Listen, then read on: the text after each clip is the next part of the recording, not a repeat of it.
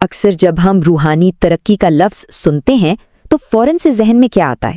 عام طور پر ہماری سوچ عبادت اور تنہائی کی طرف جاتی ہے، لیکن کیا یہی پوری حقیقت ہے؟ آئیے اس موضوع کو اس کے اصل ماخذ کی روشنی میں ذرا گہرائی سے سمجھتے ہیں۔ تو سوال یہ اٹھتا ہے کہ کیا روحانیت واقعی صرف عبادت کا دوسرا نام ہے؟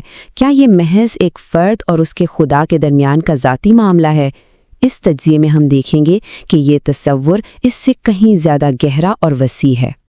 تو چلیں اس عام خیال سے آگے بڑھتے ہیں اور دیکھتے ہیں کہ روحانی ترقی کا اصل مطلب ہے کیا۔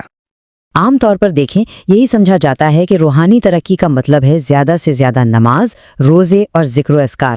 یہ خیال خدا کے ساتھ ایک ذاتی انفرادی تعلق پر بہت زور دیتا ہے، اور یقیناً یہ تعلق بہت اہم ہے۔ لیکن جو بنیادی ماخذ ہم دیکھ رہے ہیں وہ ہمیں بتاتا ہے کہ یہ تو کہانی کا صرف ایک حصہ ہے، صرف آدھا حصہ۔ ایک زیادہ جامع اور مکمل ڈھانچہ موجود ہے جسے سمجھے بغیر روحانیت کی حقیقی روح تک پہنچنا ممکن ہی نہیں۔ تو پھر اگر وہ صرف آدھا سچ ہے تو پوری تصویر کیا ہے؟ وہ پوری تصویر دراصل دو مضبوط ستونوں پر کھڑی ہے جو مل کر روحانیت کی پوری عمارت کو تھامے ہوئے ہیں۔ اور یہ ہیں وہ دو ستون، ایک طرف حقوق اللہ یعنی اللہ کے حقوق، اور دوسری طرف حقوق العباد یعنی بندوں کے حقوق۔ سچی روحانیت ان میں سے کسی ایک پر نہیں، بالکل نہیں، بلکہ دونوں کے توازن، ان کے بیلنس پر قائم ہے۔ تو حقوق اللہ کیا ہیں؟ یہ وہ فرائض ہیں جو سیدھے سیدھے ہمارے اور ہمارے خالق کے درمیان ہیں۔ اسے آپ ہمارے ایمان کا ورٹیکل یعنی اوپر سے نیچے کا تعلق کہہ سکتے ہیں، جو ہمیں عبادت کے ذریعے خدا سے جوڑتا ہے۔ اور پھر آتے ہیں حقوق العباد۔ یہ ہیں ہماری وہ ساری سماجی اور اخلاقی ذمہ داریاں جو دوسرے انسانوں سے جڑی ہیں۔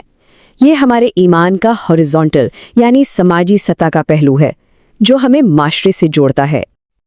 لیکن جب ہم کہتے ہیں لوگوں کے حقوق تو اس کا اصل مطلب کیا ہے؟ اس کا دائرہ کتنا وسیع ہے؟ چلے دیکھتے ہیں کہ اس میں کیا کچھ شامل ہو جاتا ہے۔ ذرا اس فہرست کی وسعت کو دیکھیے، والدین سے لے کر پڑوسیوں تک، یتیموں اور غریبوں سے لے کر پورے معاشرے تک، یہ سب، جی ہاں، یہ سب حقوق ہمارے ایمان کا ایک لازمی حصہ ہیں۔ یہ فہرست ہمیں کیا بتا رہی ہے؟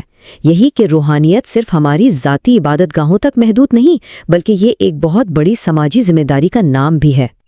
تو اب آتے ہیں سب سے اہم سوال پر، ان دونوں ستونوں کا یعنی عبادت اور اخلاق کا آپس میں رشتہ کیا ہے؟ کیا یہ دو الگ الگ راستے ہیں یا پھر یہ ایک دوسرے سے اس طرح جڑے ہیں کہ انہیں الگ کیا ہی نہیں جا سکتا؟ ہمارا بنیادی مواد یہاں پر عبادت اور کردار کے درمیان ایک بہت ہی اہم، بہت گہرا فرق واضح کرتا ہے۔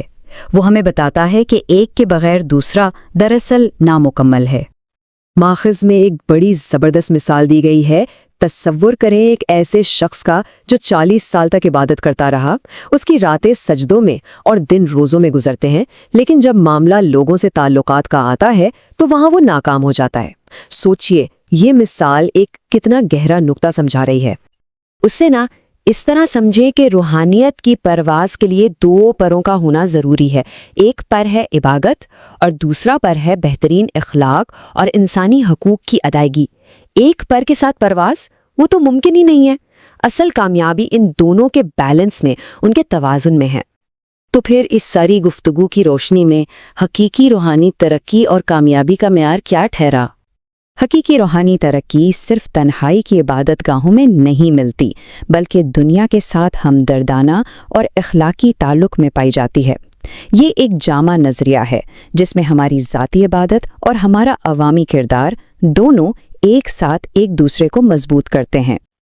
اور آخر میں یہ سوال، یہ ہم سب کے لیے ہے، یہ تصور ایک اچھی زندگی گزارنے کے بارے میں ہماری سوچ کو کیسے بدلتا ہے؟